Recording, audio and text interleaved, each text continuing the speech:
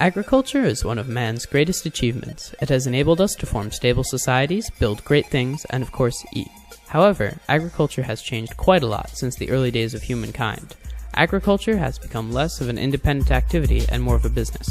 Most of our fruits, vegetables, meat, and other key foods come from large companies such as Monsanto or Archer Daniels Midland. These companies also have an advantage that allows them to thrive: agricultural subsidies. But what are agricultural subsidies, and how do they affect us? This video will give you the answers to these questions. Let's start at the beginning. During the Great Depression, farmers were doing poorly due to falling crop prices. They were not able to make mortgage payments and were in danger of losing their farms. To combat this, the government passed the Agriculture Adjustment Act. The act had three main portions: paying farmers not to grow food on a certain portion of their land, buying excess grain from farmers, and a nutrition program. The government system of buying and storing grain allowed them to control the price and was actually able to make a profit by selling the excess grain. In 1996, Congress decided to let the free market control prices and passed the Freedom to Farm Act, which caused the government to pull out of price supports in grain management. Immediately, prices fell. Congress compensated for this by adding several new farm programs, including the direct payments of today. This brings us to the current state of agricultural subsidies. Currently, the system is that the U.S. government writes support checks to grain farmers regardless of the condition of the market. The amount of the subsidy is based on the farmer's historical yields and acreage.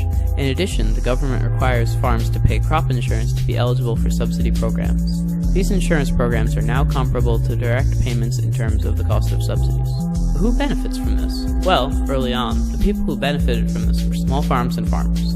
Today, the majority of farms are large corporations. The top 10% of farmers collected 74% of all subsidies between 1995 and 2010. The lower 80% only received $587 per year. 62% of U.S. farmers did not receive any subsidies. The majority of these subsidies go to farmers who farm corn, wheat, and soybeans. Fruits, vegetables, and livestock receive very little money from subsidies.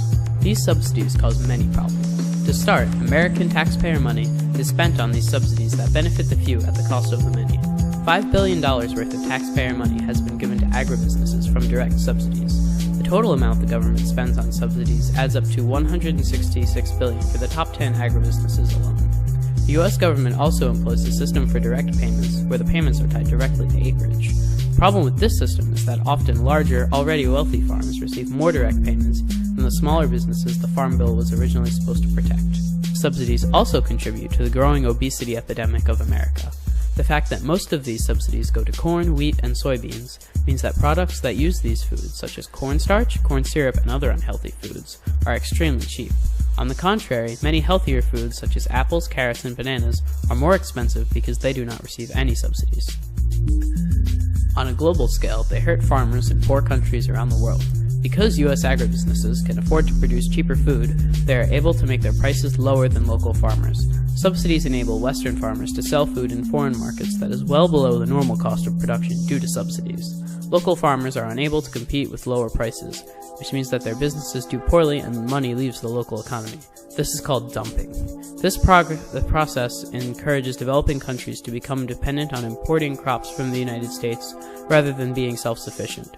According to a study done by the International Food Policy Research Institute, Latin America and the Caribbean lose about $8.3 billion per year in annual income from agriculture. Several countries have sued the United States government over this, claiming that this promotes an unfair business practice. From an ethical perspective, subsidies are wrong for a number of reasons.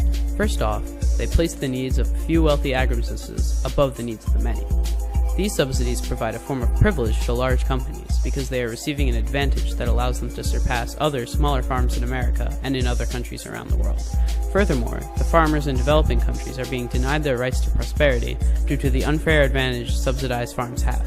Lastly, the fact that most of the products subsidized are used to make unhealthy foods means that they contribute to a cycle of poverty and obesity in America.